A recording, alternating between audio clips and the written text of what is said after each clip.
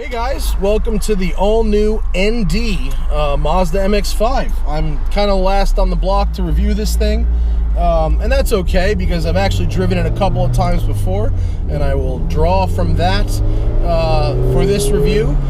First off, I do apologize about the audio. Unfortunately, my awesome Lav died a slow and painful death, and I have a new one on the way, so it's too nice to drive with the roof up. It's just a beautiful day.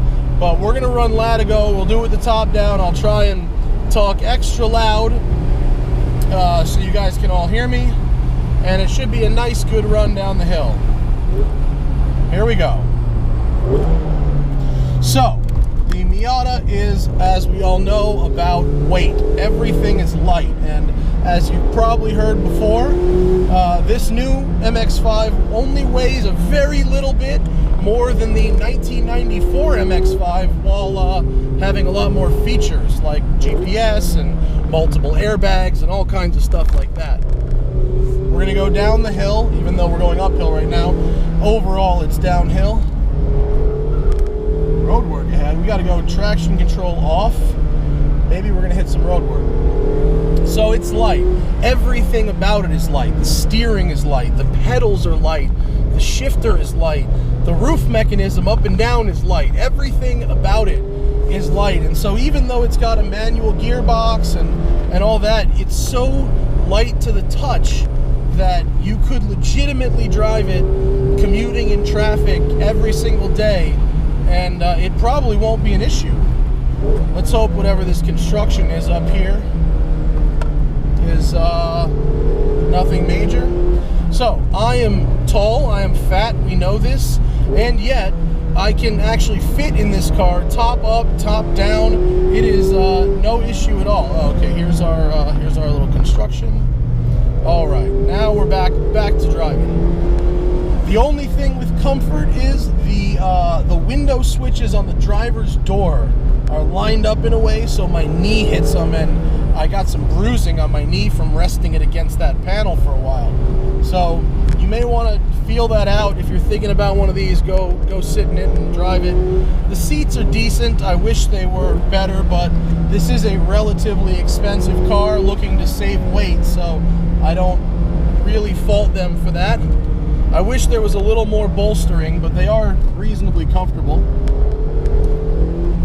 Obviously, rear-wheel drive. This is the club version, so you get BBS wheels, Bridgestone tires. Yes, the tires, they squeal a bit, but they're just communicating.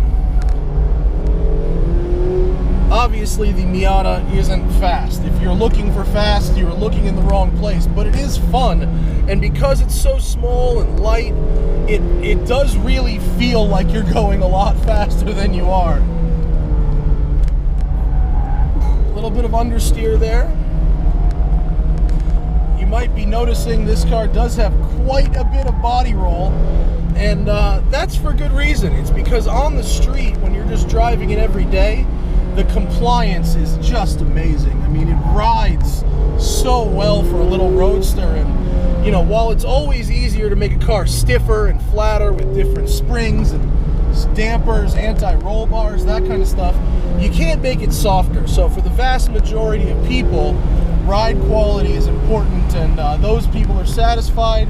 Those people who are going to modify the car and go to the racetrack are going to do it anyway, no matter what this thing is like out of the box. So you might as well make it soft and compliant, and people can go from there.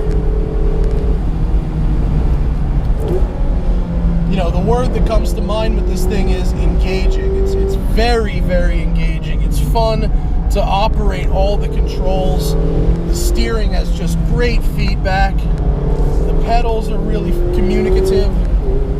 This is full throttle. You use a lot of full throttle when driving this thing. You do really have to zing it up to redline, but it sounds good. The Skyactiv engine, I don't like the word Skyactiv, it's basically made up. But what it means is high compression, no turbo, direct injection. And the fuel tank, despite being really small in this thing, I think it's 11 gallons or 10 gallons, it really does seem to last a very long time.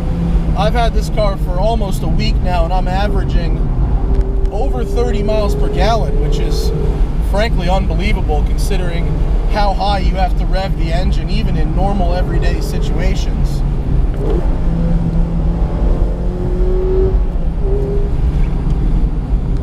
This thing is fun, man. Latigo is a perfect road for it. It's tight, decreasing. The downhill sort of minimizes the lack of power, but mainly we're going downhill because cyclists, the closing speeds will be greater, and so we'll have better visibility of that kind of stuff.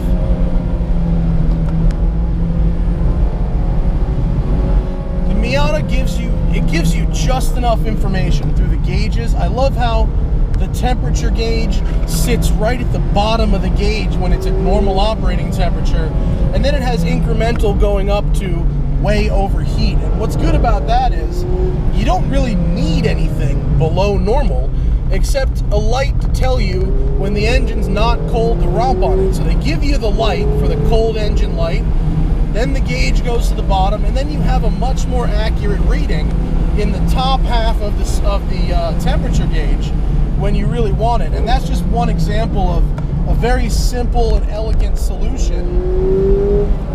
Oh, I didn't need to shift there. It rotates the back around really, really well.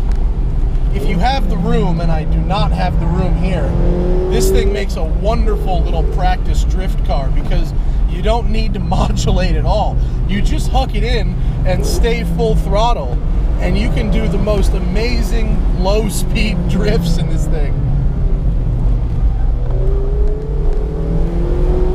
Bump. Oh, see that?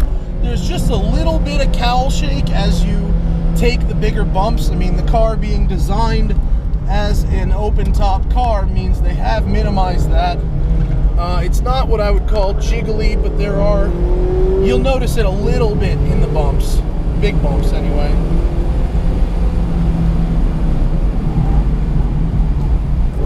Rotates really well under braking. See that? That is good. That is good. And it's just a nice place to be for a car that is, you know, relatively inexpensive and focused on lightweight. The design of the interior hasn't really suffered. I mean, if you line this up next to a 94 and you go, well, these two cars weigh about the same. I mean, you look at this one, it's like a Bentley. All the things that you need to touch are good. Steering wheel is brilliant.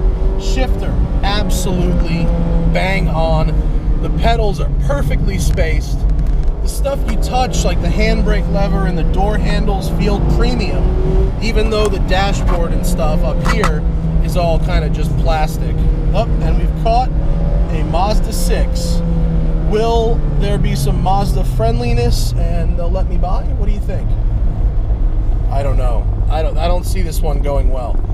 I have a vibe that they will not let me by. Let's have a prayer. Everyone bow your heads. Pray for some room. Please, please, please, don't ruin my favorite road. All right, well, if that's how it's going to be, then we're going to have to pause. Be back in a second. Okay, and we're back. I've opened up a little bit of a gap here.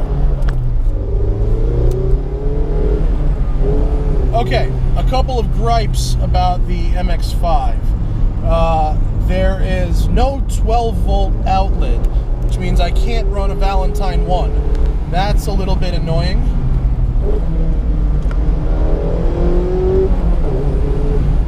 There's also, when you drive with the top up, there is some wind noise at high speed. It's not the quietest, most refined thing. It's tough to make a phone call over the Bluetooth, and you have to really crank the volume. But look at the handling through the cloverleaf section here.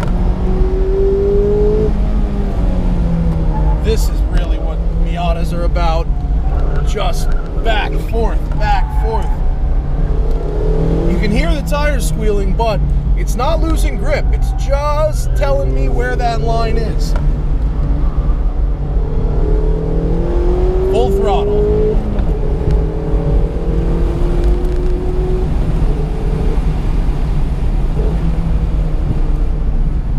this thing is a riot. I mean, but it's only a riot when you're by yourself or with other MX5s. If you put it up against, you know, a real sports car with real power, people aren't going to like that I said that, but something with real power will just walk away from this thing.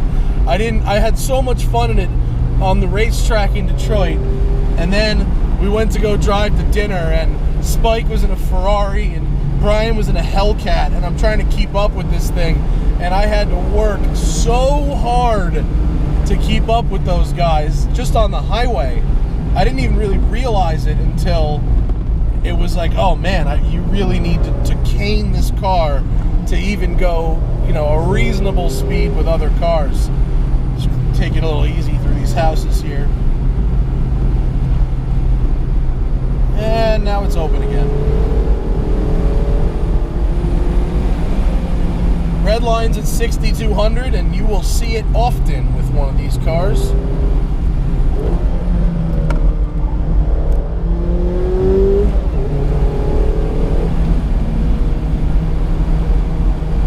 Just enjoying the road for a second.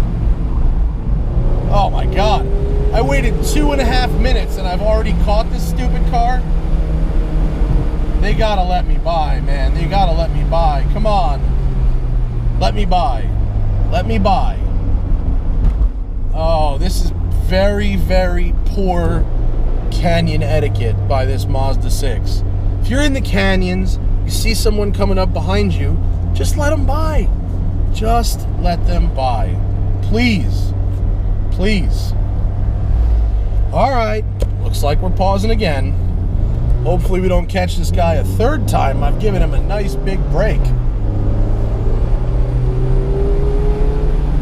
So from a practical perspective, the MX5 is designed to be a daily driver. And in fact, if you wanted a weekend car or a once-in-a-while car, the 30 grand you spend on one of these probably could go to a better place. You could buy any number of used occasional sports cars for 30,000 bucks that would satisfy that itch and maybe perform a little better. But as an everyday runabout roadster, it would be hard to beat something like this for fun factor. And you really could. You really, really could daily it. The trunk is reasonably big. Oh, look, finally, you have learned.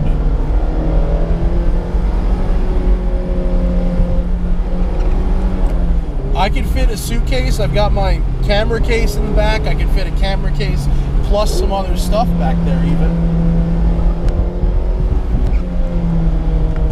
Yes. The MX5, its favorite thing to do is change directions quickly, especially under braking, like coming into this corner, just whoop. Love the camber on this corner. Right around.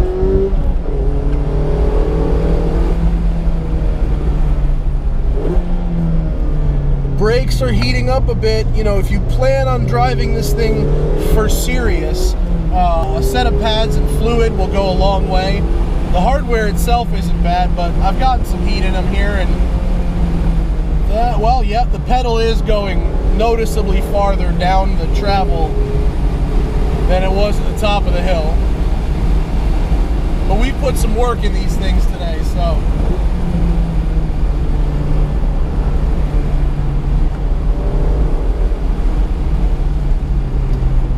Just a brilliant road. You know, they use the term momentum driving with this thing, which basically means use less brakes, use all the handling, and that way you minimize your losses of acceleration, and you can keep that momentum through the corner, just like that. So as we reach the bottom of the hill, you know, that's the MX5. It's simple, but it has some technology that would help you in your day-to-day life, the GPS, Bluetooth, XM, all that stuff. It's fun, but with some practicality and with some efficiency behind it. A surprisingly efficient car. And it's ergonomically good. I mean, I'm not supposed to fit in this car, and yet they've gotten it 95% of the way. So I'm impressed. This car's great. Everyone says it's great, and they're right. It's a lot of fun. Am I going to go out and buy one? No, this knee bruise thing would prevent me from buying one, but the same thing happened with the FRS, and guess what? They added pads later, so that could happen. But the MX5 is great, and if you fit in it and it works for your two-person and little bit of luggage lifestyle, you know, can't say enough nice things about it. So thank you guys, and I will see you next time.